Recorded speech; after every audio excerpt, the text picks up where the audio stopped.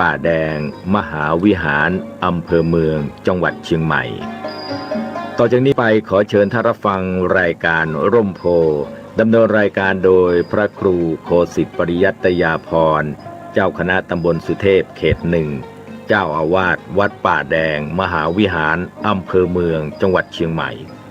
จัดเสนอโดยกองทุนพระเจ้าติโลกราชกองทุนเพื่อการเผยแผ่ธรรมะและส่งเสริมการศึกษาของพระภิกษุสามเณรเด็กและเยาวชน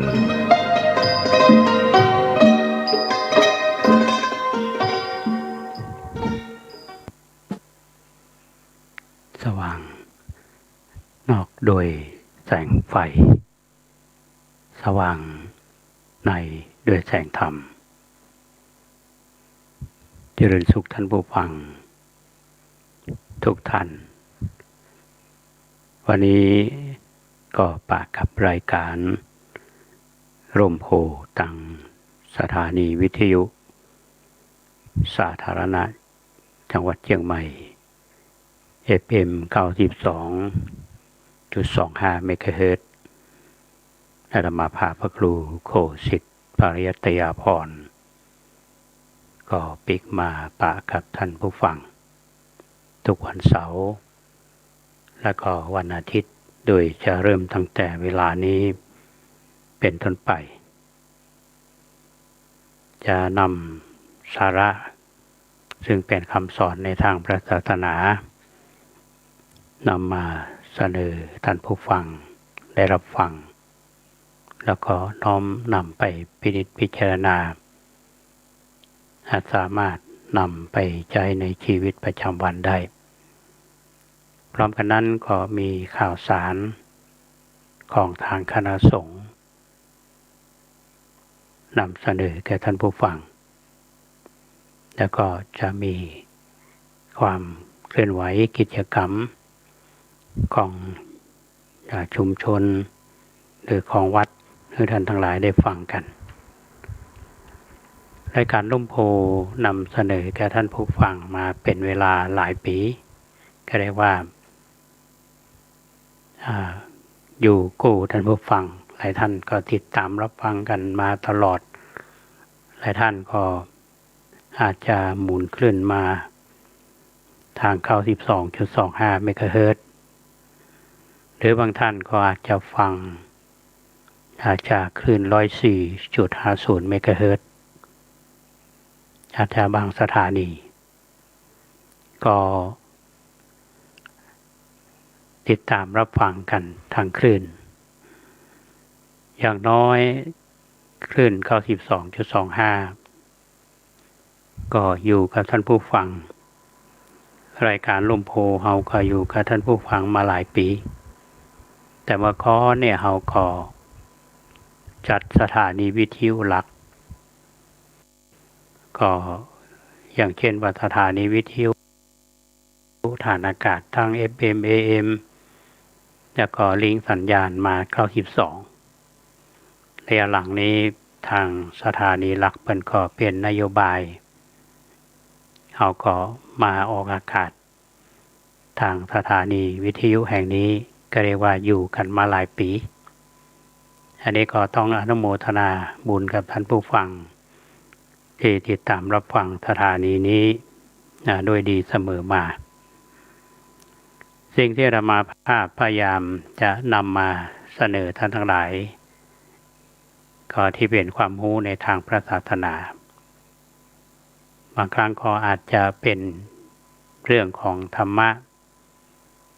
ที่เขาบูรณาการกับเรื่องของประเพณีวัฒนธรรมที่สอดแทรกทั้งที่เป็นบุคลาธิฐานและก็ธรรมาธิฐานก็คิดว่าจะเป็นประโยชน์แก่ท่านผู้ฟังช่องทางนี้ก็เป็นอีกช่องทางหนึ่งที่คือท่านทั้งหลายได้รับฟังกันแล้วก็ช่วงนี้ถึงแม้ว่าจะอยู่ในสถานการณ์ที่จะต้องระมัดระวังทุกคนต้องดูแลตัวเองยิ่งเชียงใหม่ของเรานั้นก็ตัวเลข ก็เพิ่มขึ้นเนาะแต่ละชุมชนก็ต้องระแวดระวังกันอันนี้เป็นเรื่องที่เราเข้าใจกันก็ยังมีญาติโยมหลายๆท่านก็ยังมาทำบุญอยู่อย่างวันก่อนนี้มีโยมที่ฟังรายการแล้วก็ติดตามรับฟังเพิ่นก็มาทำบุญที่วัดประแดงเพิ่นไปอยู่ในเมืองเขาเนี้ยก็มาได้ได้จากกันหลายท่านก็เป็นผู้ที่มีประสบการณ์ในการทำงานหลายท่านก็เสียอายุมาละก็สอนหนังสือตามสถาบันต่างๆเบื้องปลายชีวิตที่เหลืออยู่นี้ก็พยายามที่จะสร้างบุญสร้างกุศลอันนี้ก็เป็นเรื่องที่น่าอนุโมทนาเป็นอย่างยิ่งหลายท่านก็มาก็มีโอกาสได้อู้จ๋าสนทนาธรรมกันบางท่านก็อาจจะถามปัญหาทีนี้ก็มีปัญหาหนึ่งนะก็จะเรียกว่าปัญหาหรือว่าจะเป็นเรื่องที่นำมาอู้จ๋ากันเพราะในชีวิตประจำวันเฮานี้โดยเฉพาะคนบ้านเฮาที่ทำบุญเนาะไปวัดต่างๆเนี่ยบางวัดนี่มีเครื่องบูชาเขาว่าที่เฮารู้จักกันว่าสัตพันธ์นะโยมหลายท่านก็ถามมาเหมือนกันนะฮะว่าการมีสัตพันธ์ซึ่งเป็นศาสนวัตถุเนี่ยเป็นที่จุดเทียนบูชาพระรัตนตรัยเขาจะหันว่าตั้งไว้หน้าพระประธานในวิหารพ่องในอุโบสถพ่องแล้วเปิ้นสื่อความหมายว่าจะใดนี่เป็นเรื่องที่น่าคิดท่านผู้ฟังปัจจุบันนี้เราจะหันได้ว่าวัดต่างๆเนี่ยก็ยังมีอยู่นะเงาหันนะเรื่องของสัตพันธ์แต่ว่าส่วนใหญ่นี่เราได้รับอิทธิพลมาจากส่วนกลางโต๊ะหมู่บูชาอาตมาจำได้ตอนที่เป็นเณรอยู่บ้านนอกตุหลวงเปิ่นคือไปเอาโต๊ะหมู่บูชามาจากวัดหนึ่งที่ใกล้ๆมาวัดใกล้ๆกันนะเป็นประสบการณ์ครั้งแรกที่อาตมาหันโต๊ะหมู่บูชาทั้งที่ในวิหารนี้ก็มีสัตพันธ์อยู่ละสัตพันธ์ที่ครูบาเปิ้นได้ทำเอาไว้สมัยที่ท่านครูบาเจ้าวาดตนก้อนเนี่ยเปิ้นทำเอาไว้เขาก็ยังมากึดอยู่ว่าระหว่างสัตพันธ์ที่มาประจำของเขาตั้งแต่เมื่อละกับโต๊ะหมู่บูชาเนี่ยที่เขาได้รับอิทธิพลเรื่องนี้โดยเฉพาะหลักสูตรเรื่องของศาสนาพิธีจะมีโต๊ะหมู่บูชา5 หมู่กับ7 หมู่กับ9 หมู่กับเนี่ยก็เริ่มมีการประกวดกันก็เขาจะลืมเรื่องของสัตพันธ์นะครับเพราะฉะนั้นวันนี้จะนำเรื่องสัตพันธ์มาอู้สู่กันฟังว่าตามที่ผู้รู้ท่านทำสัตพันธ์เป็นเครื่องบูชาที่จุดธูปเทียนบูชาพระรัตนตรัยเนี่ยมีความหมายว่าจะใดในเชิงของสัญลักษณ์หรือในเชิงของสาระคำสอนในทางพระศาสนาเพิ่นบอกว่าสัตพันธ์เนี่ยถ้าเป็นชื่อของหมู่ภูเขาสัตตบริพันธ์มี7 ยอดสัตตบริพันธ์นี้มี7 ยอดล้อมรอบทะเล4 ทันดรและก็ภูเขาเทนิรุราชบรรพตหรือว่าที่เอารู้จักกันว่าภูเขาพระสุเมนตามลำดับยอดภูเขาตั้ง7เนี่ยอันที่1ก็คือยุคนทร อันที่สอง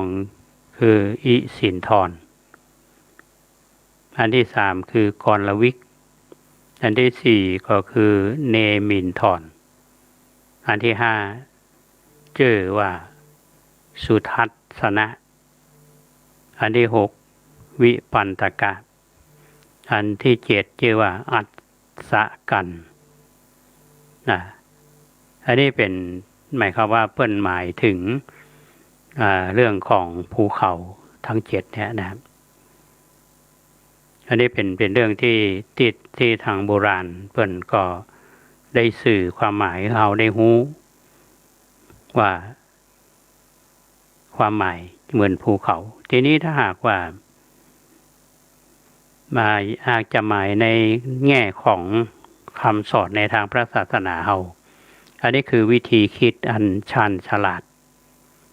ของโบราณอาจารย์หรือว่าปราชญ์ล้านนาเฮาที่สามารถที่จะถอดแทรกเอาคำสอนในทางพระศาสนาเข้าไปนะครับความหมายอันหนึ่งที่เป็นหมายถึงเชิงเทียนที่เฮาทำเป็นยอดเขาที่เอาหันกันเนี่ยอย่างในวิหารวัดประแดงเขาก็มีก็จำได้ว่ามาอยู่ใหม่ๆนี่มีโต๊ะหมู่บูชาอยู่ชุดหนึ่งน้อยๆนะก็ยังมาหันสัตพันธ์เนี่ยปรากฏว่าสัตพันธ์นี้ไปซ่อนอยู่ในกุฏิครูบา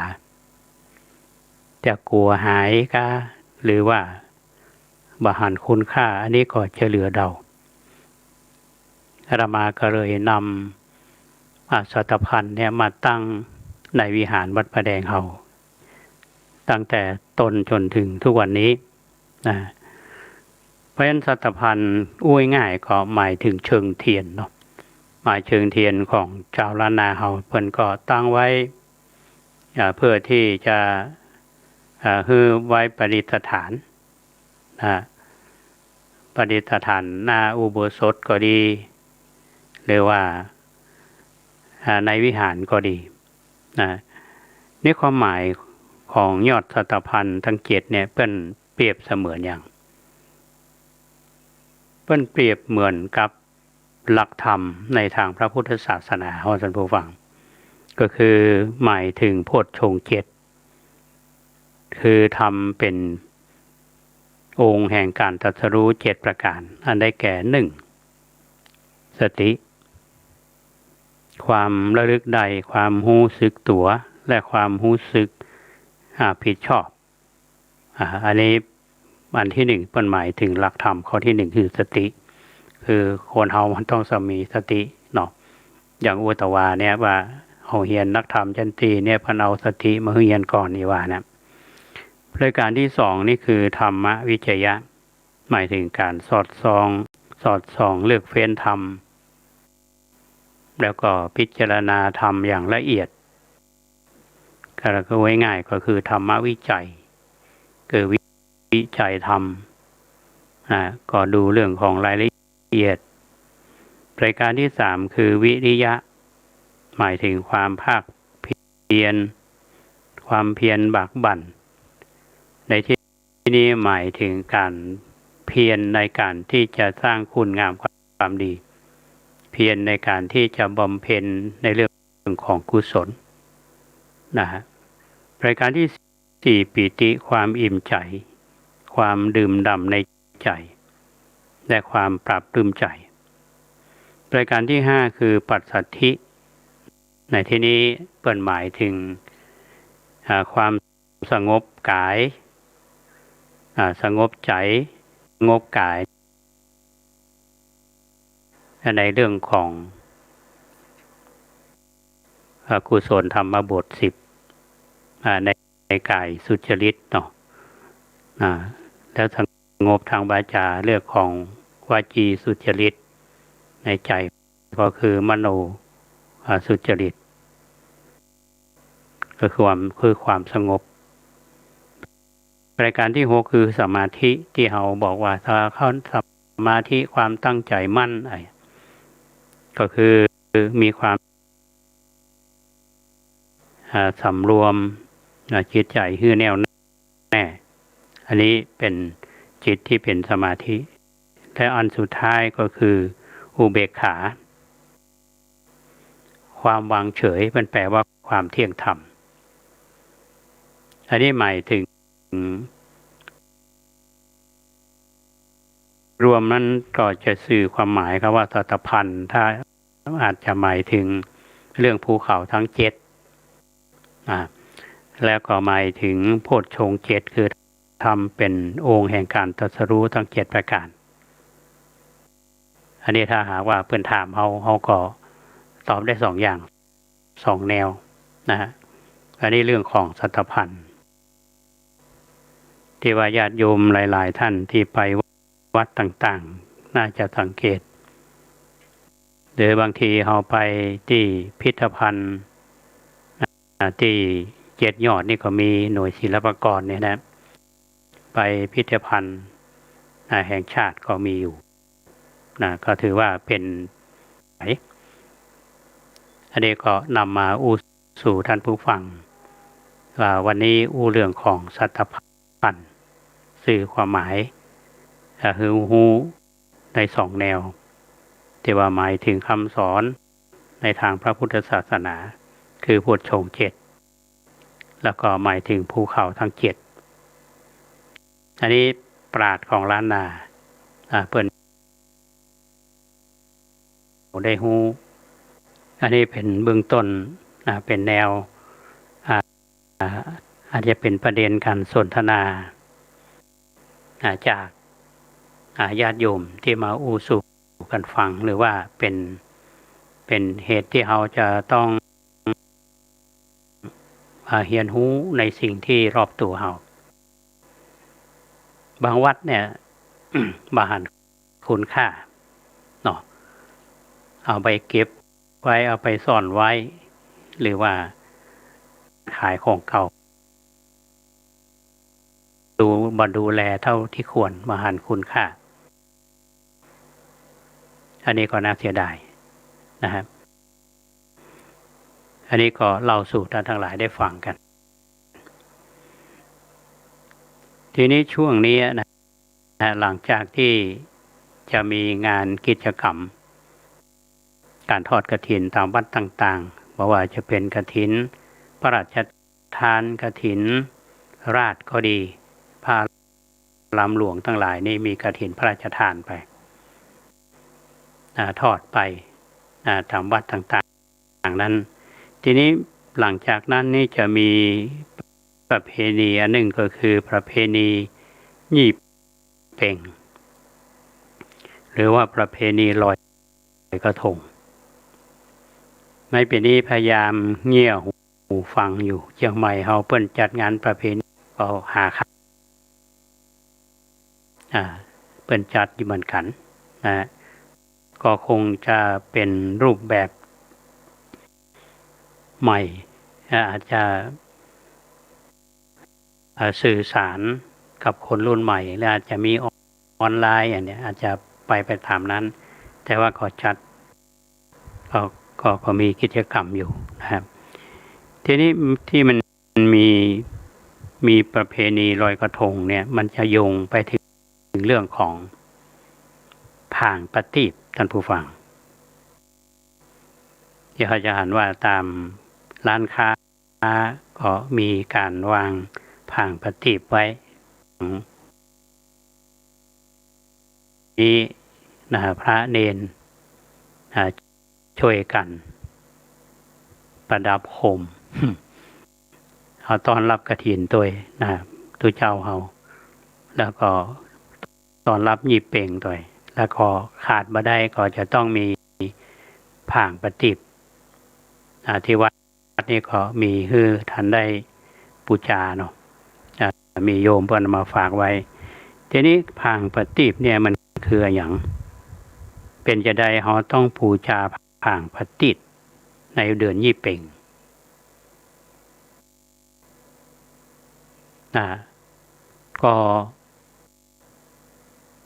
ก็นำมาเล่าท่านทั้งหลายได้ฟังกันบางท่านก็อาจจะฮู้ละเนาะ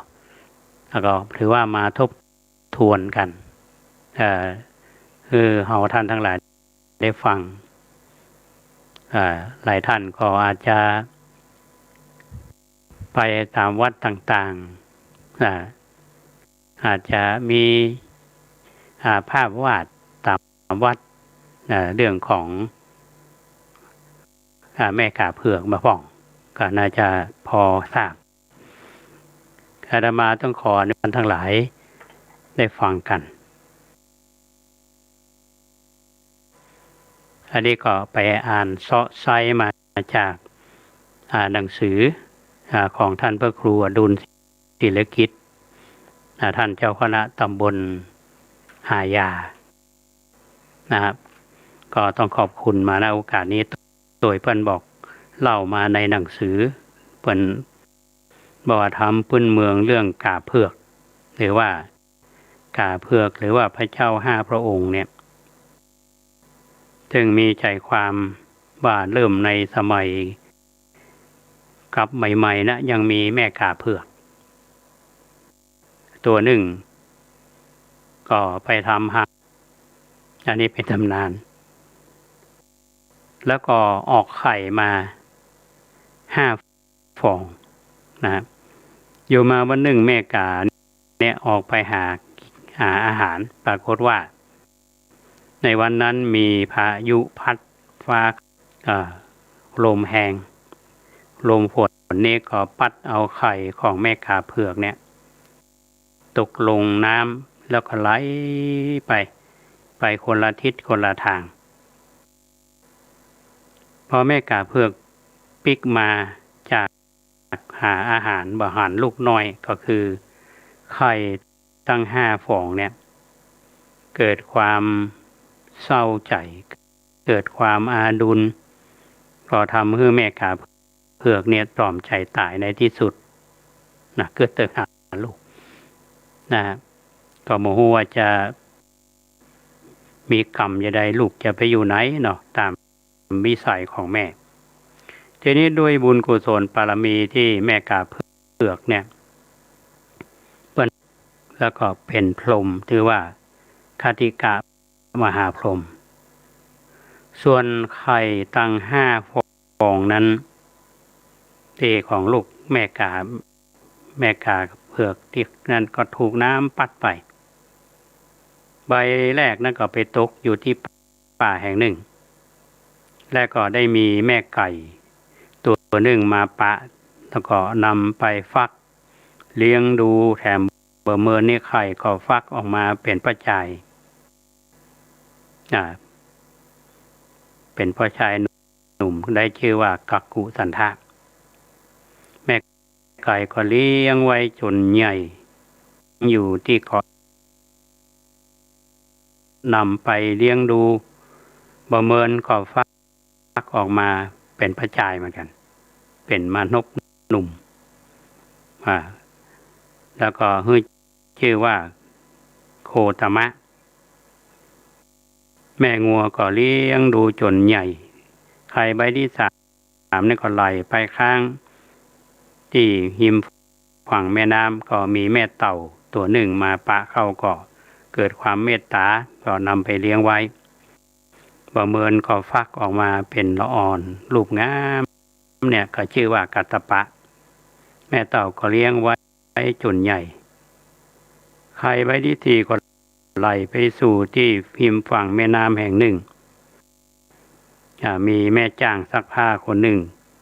กำลังซักผ้าอยู่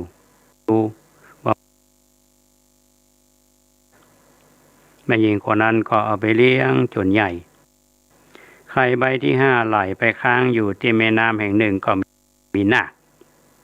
ตัวหนึ่งมาพบเข้าก็เอาไปเลี้ยงจนฟักออกมาเป็นพระจายหนุ่ม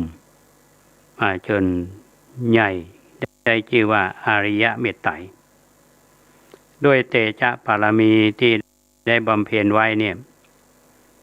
ละอ่อนหนุ่มตั้ง5 คนนี้เติบใหญ่หน้ากาบาลมีอายุได้16 ปีก็อยากให้บวชเป็นฤาษีแต่ละคนนี้ก็ไปขออนุญาตแม่ก็เป็นแม่เลี้ยงเนาะเพิ่นขออนุญาต ก็ฮือปอนแล้วก็ชายหนุ่มทั้งหมดก็ปากันไปบำเพ็ญศีลภาวนาอยู่ในป่าแต่ละแห่งแต่ละคนเมื่อบำเพ็ญศีลภาวนาไประยะหนึ่งละอ่อนหนุ่มทั้ง5 คนนี้ก็เดินทางไปปะกันโดยบังเอิญเนี่ยใต้ต้นไม้นิโครธตุงท่านผู้ฟังที่นากุฏิอาตมาเนี่ยตอนนี้กำลังหล่นเดือนพฤศจิกายนนี้นะหล่นยังไม่เสี่ยงเด้อก็ภาษาไทยห้องว่านิโครธเมืองเขาว่าไม้ลุง ที่ปากันไปปะกันที่ต้นไม้ลุงเนี่ยถึงต้นไม้นั้นก็เป็นต้นไม้ที่ใหญ่ร่มรื่นเย็นสบายอยู่ที่ดอยชื่อว่าสิงคุตตะปิฐาวันนั้นมันตัดกับวันยี่เป่งพอดีเมื่อต่างคนต่างปะหน้ากันก็ถามไทยซึ่งกันและกันว่าเป็นลูกเต้าเราไผก็จึงฮู้ว่าเป็นลูกของแม่กาเผือกรักกันแล้วเนี่ยก็ตั้งสัจจะอธิษฐานคือใครปะแม่ตัวเก่าก็สัจจะอธิษฐานขอให้แม่เนี่ยมาปรากฏให้หันส่วนแม่กาเผือกเนี่ยท่านผู้ฟังคงจำได้ที่ว่าอันตอมใจเนาะตอมใจว่าที่ลูกหายไปก็ปรากฏไปอยู่ในเป็นพรหมอยู่ในอายุได้ 12,000 ปีอันนี้ก็ได้เนรมิตเป็นกาเมื่อปะกันแล้วต่างคนก็ถามความเป็นมาซึ่งกันและกันแม่กาเพื่อขอเล่าความเป็นมาตั้งแต่ตนทั้งหมดเนี่ยคือลูกทั้ง5ฝั่งเมื่อถึงเวลาก่อนที่จะจากลูกแม่กาก็ยื่นเท้าเนาะมาถึงบุญคุณแม่กาก็เอาฝ้ายมาฟันให้เป็นเกี่ยวแล้วดึงออกมาเป็นลักษณะเหมือนตีนกาเนี่ยยื่นไปให้ลูกทั้ง5นำไปใส่กระออมน้ำมันเป็นภาชนะขนาดน้อยเนี่ยบรรจุน้ำมันและใส่เทียนเที่ยวห้องกันว่าผางปฏิบหรือบางคนห้องว่าผางปฏิดนะก็จุดบูชาสืบกันมาในชมพูทวีปเนี่ยจนถึงทุกวันนี้จากนั้นแม่กาก็ได้ปิกไปยังพรหมโลกนะก็ส่วนลูกทั้ง5นี่ก็มือสัญญาแก่กันว่า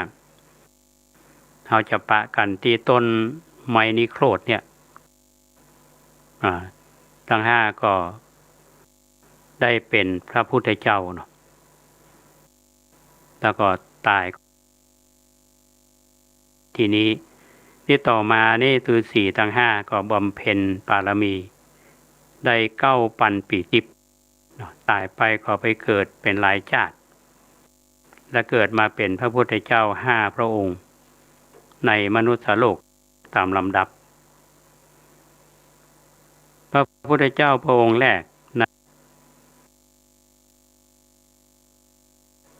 กากุสันทะแม่เป็นไก่องค์ต่อมานี่ก็โคตมะจึงชื่อว่าตามชื่อตามแม่เป็นงัวโคตมะหรือว่าโคองค์ที่3ก็คือว่ากัสสปะชื่อแม่บุญธรรมเป็นเต่าเนาะกัสสปะเนี่ยเป็นเต่า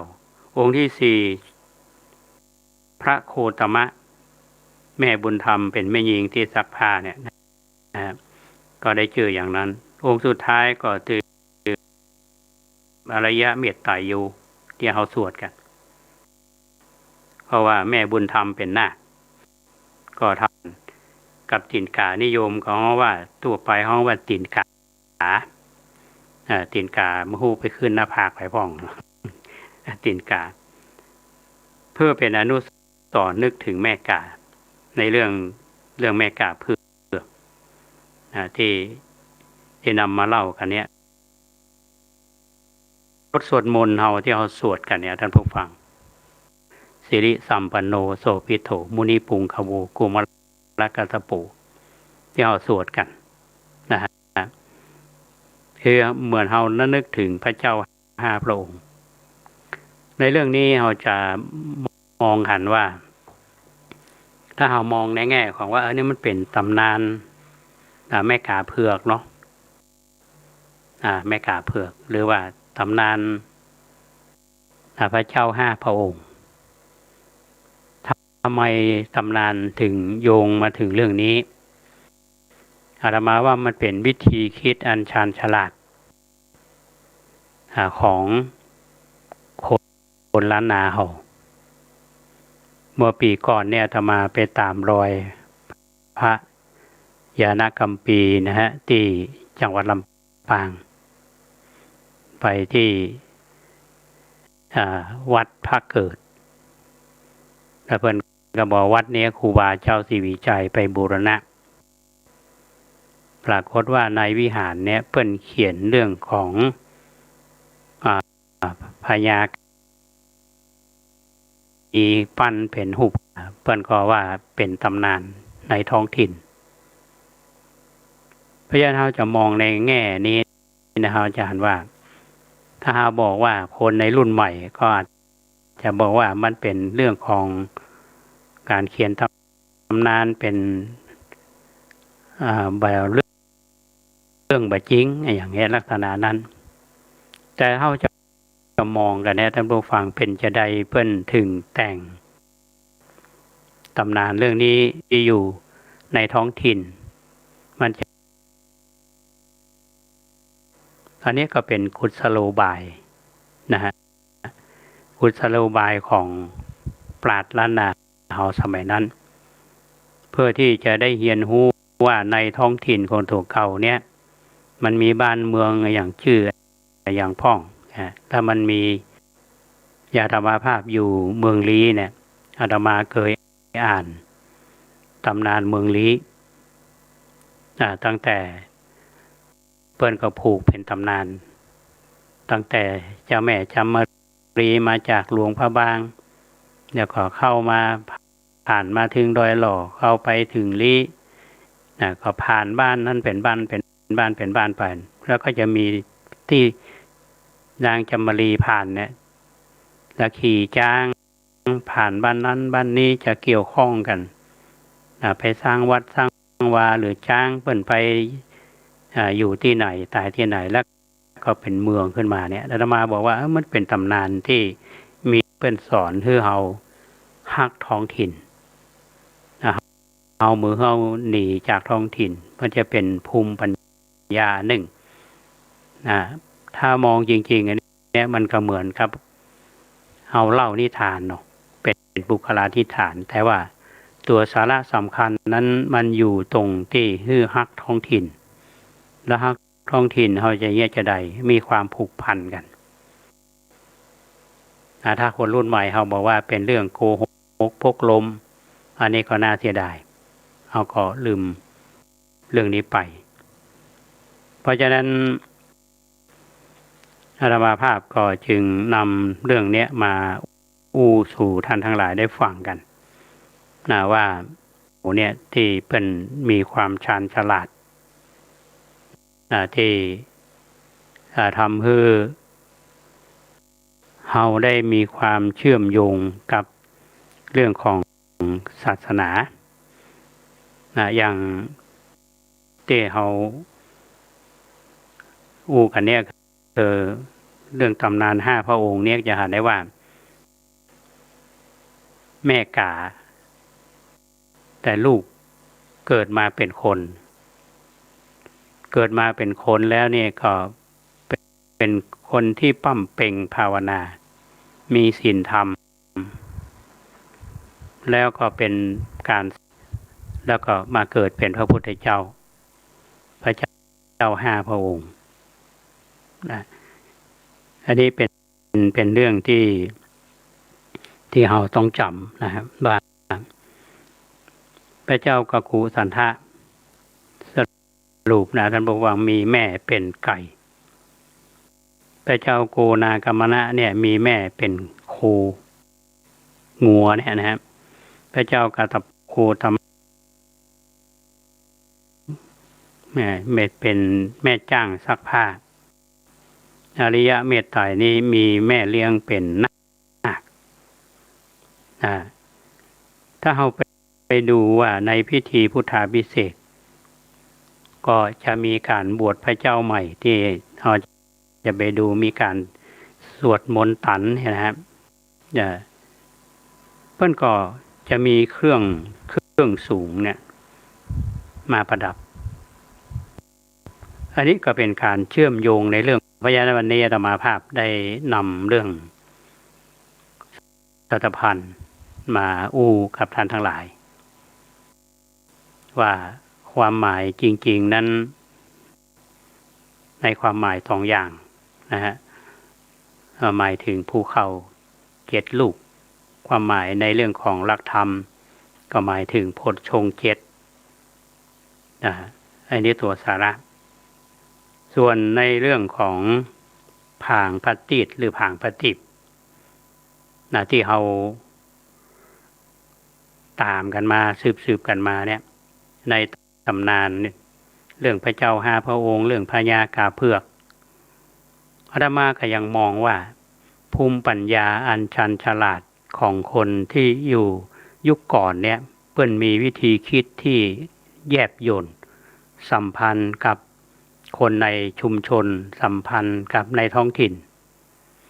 ถึงแม้ว่าปัจจุบันนี้เราจะบอกว่าการศึกษาระบบเก่าเนี่ยมันล้าหลังบัดทันสมัยแต่ว่าอาจจะบอกว่าในปัจจุบันนี้เรามีการศึกษาที่มีหลักสูตรมีหลักสูตรวัดผลประมวลผลได้อย่างเงี้ยเอามองในเชิงของวิทยาศาสตร์ถ้าก็เริ่มที่จะห่างจากสิ่งเหล่านี้ไปก็น่าเสียดายเพราะฉะนั้นเรื่องของภูมิปัญญาปัญญาท้องถิ่นที่มีอยู่เนี่ยถ้าคนยุคเฮานี่เฮาบ่สนใจบ่ใส่ใจเฮาก็น่าเสียดาย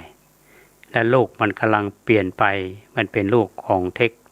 เทคโนโลยีคนรุ่นใหม่เฮาก็ไปตามเทคโนโลยีแล้วก็เริ่มลืมของเก่านะฮะที่อย่างนี้กว่าคนรุ่นใหม่เนี่ยอาจจะเป็นหัวโบราณแต่ว่าคนโบราณเนี่ยมันมีของดีอยู่นะก็คิดว่าคงจะเป็นประโยชน์เนาะถ้าจะได้ฟังแล้วมีข้อแนะนำหรือว่าจะแลกเปลี่ยนเรียนรู้ความคิดเห็นกันจะได้เนี่ยก็ยินดีที่จะรับฟังเพราะว่าช่องทางนี้เราสามารถที่จะสื่อสารกันได้สถานีวิทยุ FM 92.25 เมกะเฮิรตซ์ของเราเนี่ยส่ง500 วัตต์500 วัตต์มันบ่ถึง1 กิโลเนาะนี่ถ้าประกาศกสทช.ออกมาใหม่ก็อาจจะหล่นลงมาถึง50 วัตต์มันก็ข้างกำแพงเนี่ยบุบะเนี่ยไม่ได้ยินกันแต่เพื่อนพี่น้องที่อยู่สันกำแพงเนี่ยห่างจากวัดเฮานี้ประมาณปากทางเข้าวัดคูบาร่าเนี่ยประมาณ26 กิโลเพื่อนฟังกันอยู่แถวบ้านมอนก็ดีนะฮะเพื่อนก็ฟังกันอยู่พี่น้องเฮาแต่ถ้าเหลือ50 วัตต์เนี่ยถ้าจะมาถึงเพราะฉะนั้นช่องทางมันหนึ่งที่อาตมาจะปะกับท่านผู้ฟังก็อาจจะเป็นทางสื่อสารทางโซเชียลอย่างที่ทำอยู่ขณะนี้ก็ต้องขอบคุณและอนุโมทนากับญาติโยมทั้งหลายที่ติดตามรับฟังทางคลื่นของวิทยุก็ดีแม้แต่ทางใน Facebook ที่อาตมาถึงท่านทั้งหลายอย่างตอนนี้คุณธีรพัฒน์ร่มต้นธรรมเนาะบอกไว้ตาครับ ก็อนุโมทนาที่ฟังและหลายๆท่านที่ติดตามรับฟังอยู่ในขณะนี้นะฮะ ก็ถือว่าเป็นกัลยาณมิตรซึ่งกันและกันนะช่วงเวลาที่เหลืออยู่เนี่ยท่านผู้ฟังก็วันนี้คงมาได้พักละนะ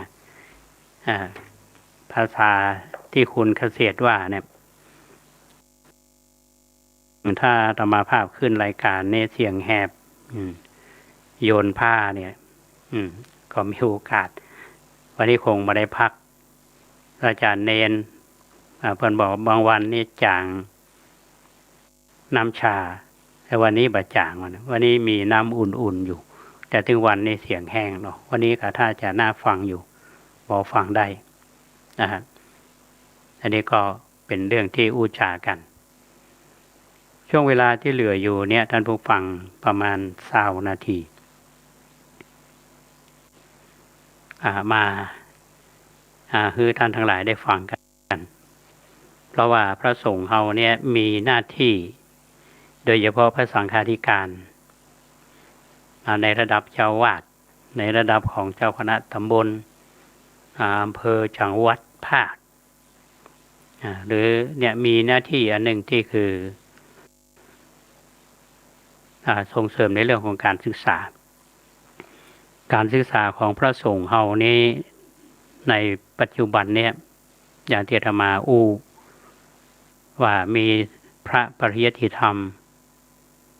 ก็ถึงแผนกนักธรรมแผนกบาลีสามัญระดับอุดมศึกษา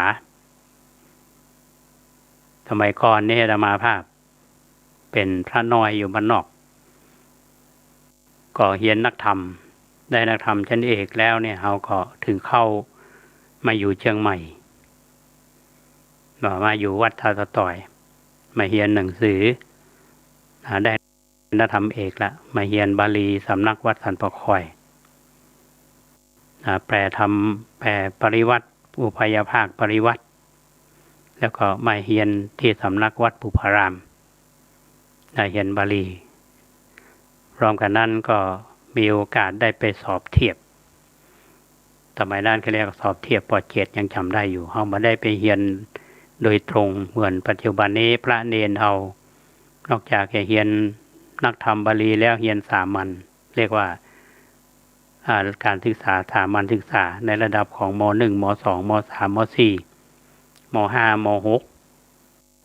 สมัยก่อนสมัยธรรมาเรียนในหลักสูตรเก่าก็พยายามพัฒนาตัวเองไปอยู่กรุงเทพไปอยู่วัดมหาพุทธารามก็ได้บาลีจากเชียงใหม่เฮาละแล้วก็ได้ประโยค3ไปเรียนประโยค4ที่สำนักเรียนวัดมหาพุทธารามก็เรียนประโยค5สอบ2 ปีล่วงก็เรียนที่มหาจุฬาจนจบปริญญาตรี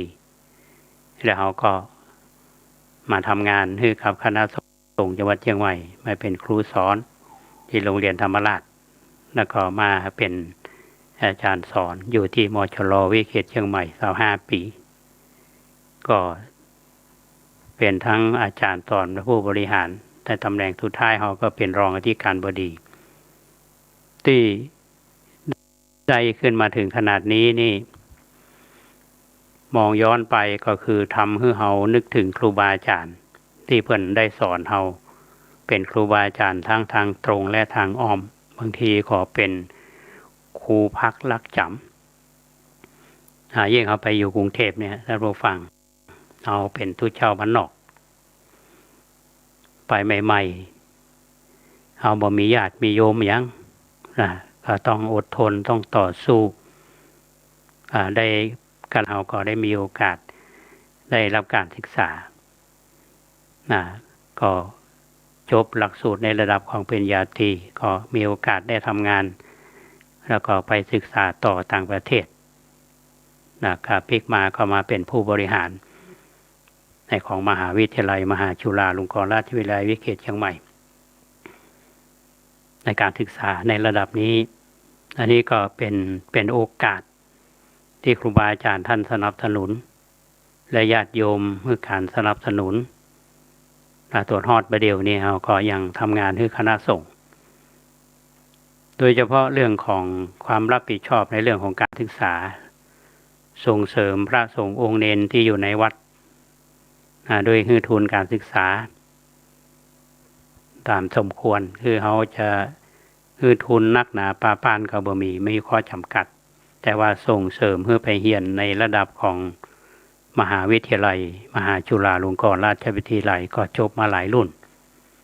มาหลายท่านก็ไปเป็นครูบาอาจารย์ที่ยังอยู่ในบรรพชิตอยู่ก็ไปเป็นพระสังฆาธิการไปทำงานสนองงานพระศาสนาช่วยกันสืบสานพระพุทธศาสนาอันนี้เพราะว่าคนเฮาถ้าบ่มีโอกาสได้ยกระดับด้วยการศึกษาเนี่ยมันก็เอาเป็นที่น่าเสียดายเพราะว่ายิ่งคนอยู่บ้านนอกเฮาเนี่ยหนทางของเฮาเนี่ยค่อนข้างจะแคบแต่ยิ่งเฮาบ่ใฝ่รู้ใฝ่เฮียนเฮาก็จะเสียเปรียบเปิ้นเพราะฉะนั้นพระสงฆ์องค์เณรที่มาก็ต้องรับการศึกษาในระดับของนักธรรมบาลีนะฮะในช่วงเนี้ยเดือนพฤศจิกายนเนี่ยอย่างอาตมาภาพได้แจ้งข่าวท่านทั้งหลายได้ฟังไปว่าทางแม่กองธรรมสนามหลวงเนี่ยเพิ่นจัดคือมีการสอบธรรมสนามหลวงในช่วงของวันที่17ขออภัย15 16 17 18ตุลาคมที่ผ่านมาเนี่ยสอบนักธรรมชั้นตรีไปละผ่านไปละตอนหลังยี่เปงก็สอบนักธรรมชั้นโทนักธรรมชั้นเอกในวันอาทิตย์ที่21พฤศจิกายน2564ตั้งแต่บ่ายโมงถึงบ่าย4โมงนี่ก็สอบวิชาเรียงความแก้กระทู้ธรรมวันที่22พฤศจิกาเนี่ยก็สอบวิชาธรรมะวันที่23พฤศจิกายนสอบวิชาพุทธะ24พฤศจิกายนนี้ก็สอบวิชาวินัยอันนี้คือเป็นหลักสูตรที่พระ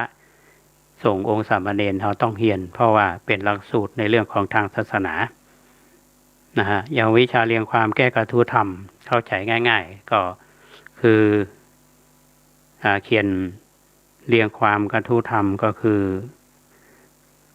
แต่งกระทู้เนาะวิชาธรรมะก็คือหัวข้อธรรมะที่จะต้องเรียนวิชาพุทธะก็คือเรื่องของประวัติของพระพุทธเจ้าในนักธรรมชั้นตรีพุทธานุพุทธะประวัติเนี่ยนักธรรมชั้นโท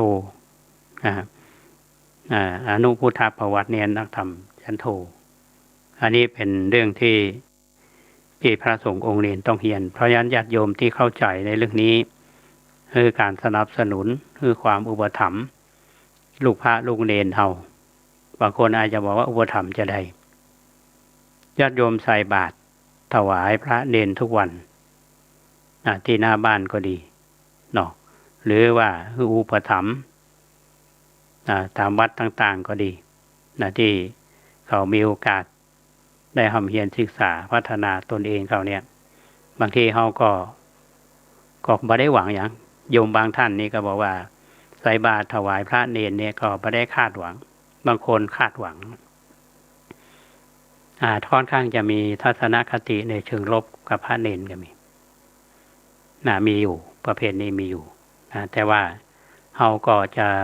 ต้องใจกว้างถ้าพระเณรเราที่มีโอกาสโดยทางการศึกษาเนี่ยเราใจแคบเราว่าดูแลอุปถัมภ์เนี่ยเราก็จะยิ่ง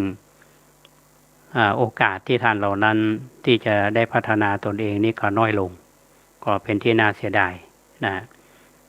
เพราะฉะนั้นก็ขอให้ท่านผู้ฟังจงได้มีความภูมิใจว่าได้สนับสนุนการศึกษาของพระสงฆ์องค์เณรเฮาก็เหมือนลูกเหมือนหลานแต่ท่านก็จะมีโอกาสได้สอบวัดผลในเชียงใหม่เฮาทุกสนามสอบในอำเภอเมืองนี่มีสนามสอบอยู่3สนามสอบสนามสอบที่1ก็คือวัดพระสิงห์วรมหาวิหารสนามที่2คือวัดพระเชตุพนสนามที่3ก็คือวัดศรีโสดาสนามสอบวัดศรีโสดาเนี่ยอาตมาภาพได้รับมอบหมายจากพระเดชพระคุณท่านเจ้าคุณพระเทพ ปริยัติเจ้าคณะจังหวัดเชียงใหม่โดยมีคณะกรรมการฝ่ายของอำเภอเมืองซึ่งมีท่านพระครูท่านเจ้าคุณราชมุนีท่านเจ้าคณะอำเภอเพื่อนก็ได้สนองงานของคณะสงฆ์จังหวัดเขาก็จะไปเป็นประธานทำสนามสอบพร้อมกับคณะกรรมการทั้งหลายๆแผนกทั้งกองเลขานุการแล้วก็คณะกรรมการเจเลคณะการควบคุมห้องสอบที่จะดูแลความเรียบร้อยในช่วงของวันที่21 22 23 24 พฤศจิกายนนี้ในสนามสอบอันนี้เป็นเรื่องของข่าวสารของทางคณะสงฆ์ในส่วนข่าวของวัดประแดงเห่าเนี่ยก็มี1งานทอดกฐินจะมีในวันพุธที่17 พฤศจิกายน 2564 ปีนี้เป็นที่น่าอนุโมทนายิ่งท่านรองศาสตราจารย์ดร.ธงชัยฟองสมุทรท่านคณบดีคณะวิศวกรรมศาสตร์มหาวิทยาลัยเชียงใหม่ได้เป็นประธานคณะกรรมการแล้วก็มีคณะกรรมการสายของคณะวิศวกรรมศาสตร์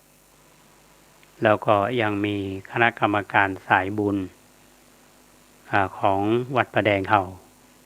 ที่ทำหน้าที่เป็นรองประธานแต่ละสายท่านก็เป็นกรรมการกันก็ได้รับความร่วมไม้ร่วมมือเมตตาธรรมจากทุกท่านเหมือนกับทุกปีนี้เราก็เขาเรียกว่า New Normal เนาะทางมหาวิทยาลัยสมาคมเพิ่นก็เน้นย้ำมา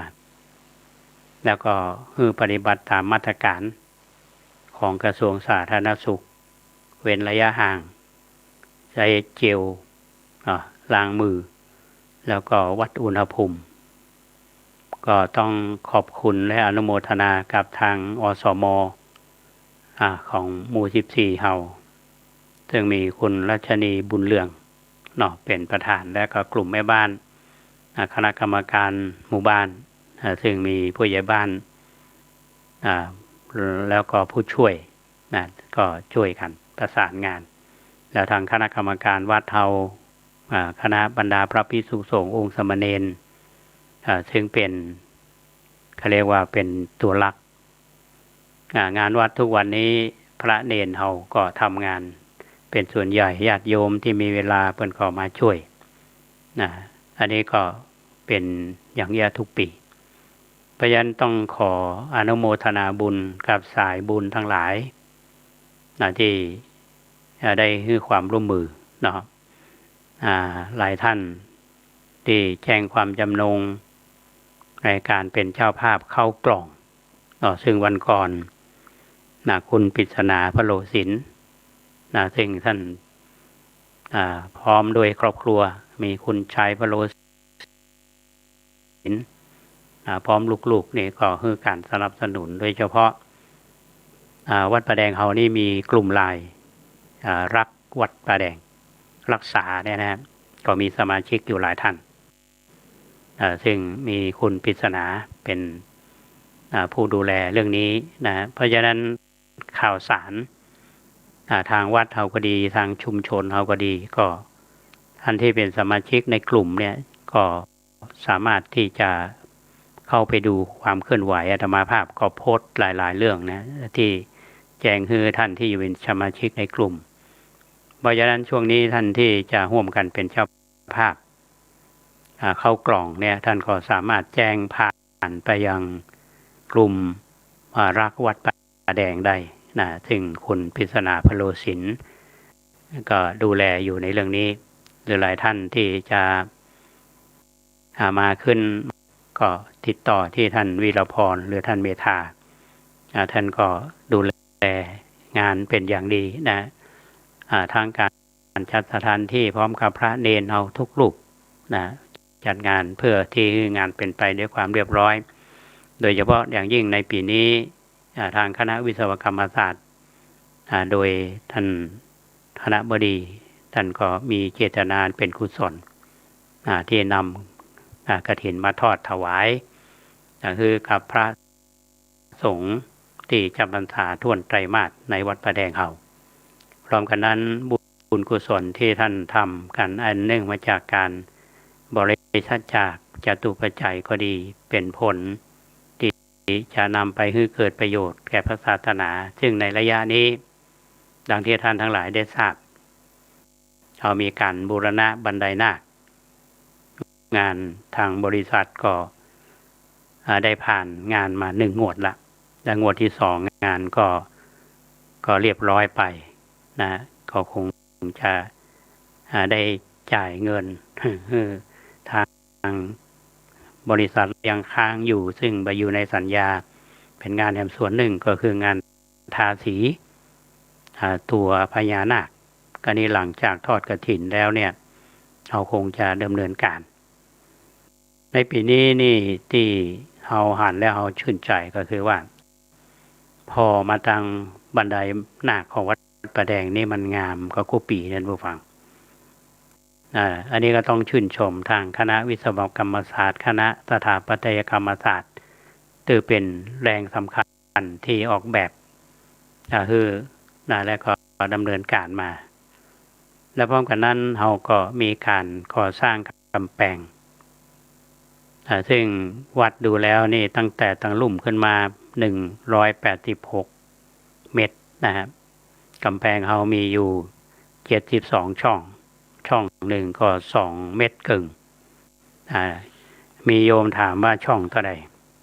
อาตมาก็บอกไปทว่าว่าช่องละ 20,000 20,000 นี้รวมถึงรางระบายน้ำหมายความว่ากำแพงจะมีรางระบายน้ำจากรางระบายน้ำเนี่ยมันจะอาตมาจะปลูกต้นไม้ที่ขึ้นเอาไว้ก็คือดอกทองอุไรนะแล้วก็ยังคิดว่าอาจจะมีดินสไลด์ก็คุยกับช่างสมนึกก็ขอประสานงานไปทางพัฒนาการของทางจังหวัดเนี่ยเขาก็จะมีการปลูกหญ้าแฝกเนาะแล้วก็คงจะได้ดำเนินการอันนี้ก็เป็นแผนงานที่จะต้องทำก็คิดว่าการก่อสร้างกำแพงตอนนี้สำเร็จมาช่วงบนนี้นะครับก็ญาติโยมที่มางานกฐินนี่ก็จะหันว่ากำแพงที่แปลงเนี่ยรูปแบบมันเป็นอย่างไรความดีงามทุกอย่างนี่มอบเพื่อกับทางคณะวิศวกรรมศาสตร์และคณะสถาปัตยกรรมศาสตร์และกับญาติโยมที่เป็นเจ้าภาพในการสนับสนุนในการก่อสร้างด้วยใจโดยเฉพาะผู้รับเหมาคือคุณสมนึก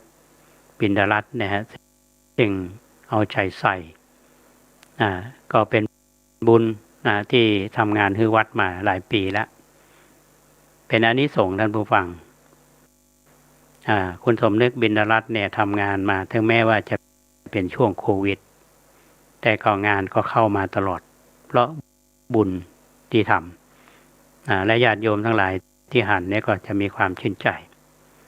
ก็ต้องขออนุโมทนาบุญกับท่านทั้งหลายที่ได้ร่วมทำบุญกันมาวันก่อนนี้คณะผู้เข้าอบรมมัคคุเทศก์รุ่นที่4นำโดยได้รับรางวัลตามรอยครูบาชาวศรีวิชัยเมื่อวันที่9 พฤศจิกายนมานี้นะครับวันนั้นรุ่นที่4นี่เป็นรุ่นสุดท้ายที่มาวัดประแดงเป็นขอหอมรวมกัน 1,260 บาทและคุณอรวรรณพินโยวงศ์จากจังหวัดชลบุรีเนี่ยเป็นโอนเข้าบัญชีของวัด500 บาทอันนี้ต้องขอบคุณท่านอาจารย์เนตรนะครับได้เป็นสายบุญแล้วก็คุณแม่ดวงดีจงไก่ชักบ้านใหม่หลังโมเฮานี่ก็ร่วมทำบุญมาในการสร้างกำแพงเนี่ย 1,000 บาทคุณอุไร3 แก้วอันนี้เป็นทำบุญกฐิน1,000 บาทก็โอนเข้าบัญชีวัดและท่านผู้ช่วยศาสตราจารย์ดร.ภัทราพรกมลเพชรรองคณบดีฝ่ายบริหารการคลังและพัสดุก็เป็นเจ้าภาพกำแพง1 ช่อง 20,000 บาท จากบ้านนาลินที่อำเภอลีจังหวัดปูนก็โอนเงินมาทำบุญ1,000 บาทนางสาวพัชรินปินตาอันนี้ก็อยู่บ้านร้องแย่งถ้าจำบ่ผิดเนาะน้องแววเคยทำงานที่มหาจุฬาก็โอนเงินมาทำบุญบอกว่าทุลุงทำบุญบันไดนาค500กล่าวศิรินทิถิ่นงานวัดประแดง500 บาทและนายสนันนางศรีออนแก้วเงินจากบ้านขางอำเภอลีจังหวัดลำพูนก็โอนเงินเข้ามา500 บาทนายปัญญาใจพยักพร้อมลูกๆก็ร่วมบุญมา200 บาทโอนผ่านธนาคารมาและคุณแม่สุวรรณลี500 บาทก็ต้องขออนุโมทนากับทุกท่านที่ทำบุญมาในวันนี้หรือว่าท่านที่กำลังจะทำบุญร่วมกันต้องขออนุโมทนากับท่านที่เข้ามารับฟังคุณสุชาติเพ็งคำรับฟังที่เก่าเฮาก็สนับสนุนกิจกรรมวัดประแดงเฮามาตลอดขอบคุณและอนุโมทนาคุณธีรวัฒน์ธีรพัฒน์ร่มต้นธรรมและท่านอื่นๆที่ติดตามรับฟังรายการ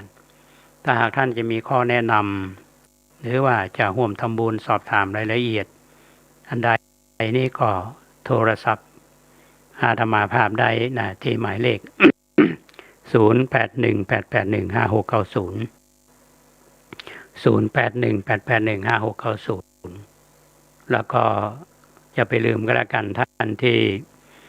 จะร่วมกันเป็นเจ้าภาพเข้ากล่องเนาะดังที่ได้กล่าวไปเมื่อกี้ท่านสามารถแจ้งผ่านกลุ่มไลน์รับศีลหรือพี่แมวเฮาอันนี้เป็นกำลังสำคัญที่สนับสนุนกิจกรรมของวัดมาหลายปีแล้วตลอดไปด้วยวันนี้พอเวลาล่วงเลยมาพอสมควรก็ขอบคุณท่านพระครูสโมวิสุวัฒน์วรกิจโชท่านผู้อำนวยการสถานีวิทยุ 104.50 เมกะเฮิรตซ์ขอบคุณคุณเกษตรเพชรสำลิดบก.ก้าวหน้านิวที่ทำหน้าที่เป็นช่างเทคนิคด้วยความอดทนแล้วก็ติดตามรับฟังรายการวันนี้จากลาไปก่อนปะกันใหม่ในวันเสาร์และวันอาทิตย์หน้าขอความสุขสวัสดีจงบังเกิดมีแก่ท่านผู้ฟัง